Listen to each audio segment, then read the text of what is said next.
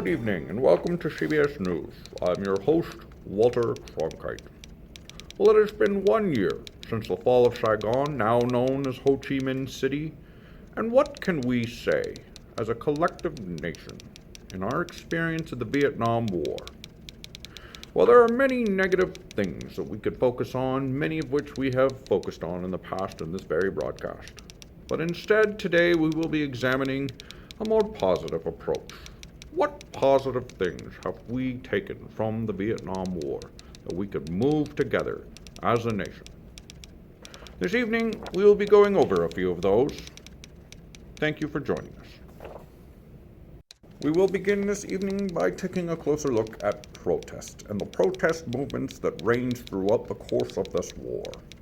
Though at times protest movements took many different shapes, some of which are not one of a positive reflection, there were some powerful protest movements that absolutely emerged from this important time. Perhaps one of the more important and the more well-known would be the Vietnam Veterans Against the War. The Vietnam Veterans Against the War were a group of veterans who, after serving in Vietnam, returned to their country to find a situation unpleasant, of which they protested. Their protests ranged from a variety of different things, but probably the greatest example and the most powerful form of protest was Operation Dewey Canyon 3.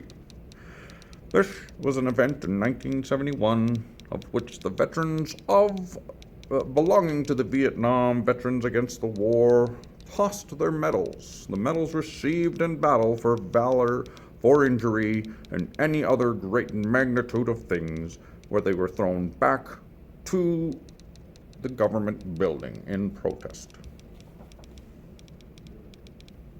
And of course, few such movements, such as that of the protest movement at Kent State University in Ohio, and the tragic shooting that took place there, cannot be ignored within the course of our great history.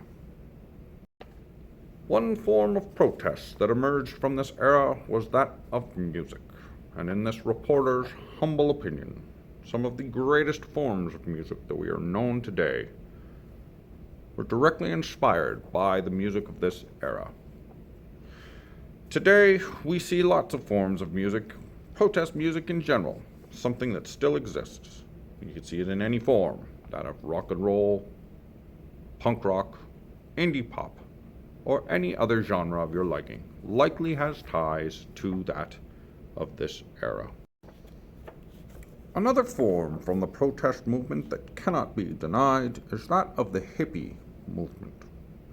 Though often just seen as a popular Halloween costume to this day, what can't be denied is the emergence of a subculture during the 1960s and 70s known as the hippie movement. The hippie movement, though in its formation wasn't always clear, one of the biggest elements that it does suggest is that there was a new acceptance of peace and a rejection of the complacency to violence, especially in foreign policy.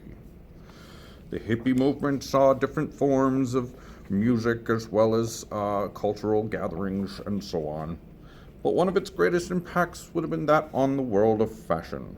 Popular today and for years to come, different forms of fashion owe themselves to the emergence of hippie culture.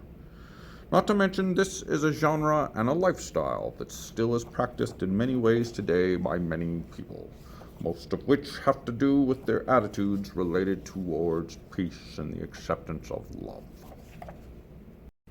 And this, likely above all other things, represents the greatest change in American society, and that is the idea of scrutiny towards the American government. Emerging from the end of the Second World War, Americans were not too concerned about the foreign policy of a government, trusting the government to act in their best interests. As the length of the Vietnam War carried on, the death toll continued to rise, and the amount of people's lives who were impacted greatly by this act of foreign policy. Public perception began to change.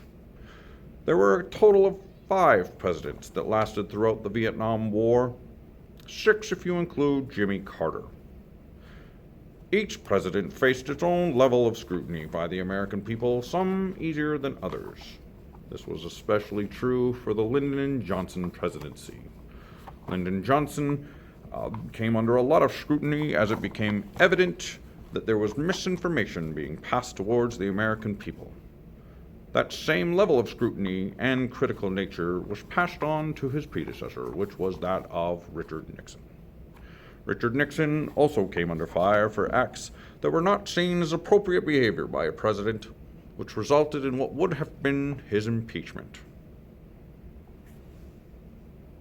And finally, the last thing to address would be the role of the media.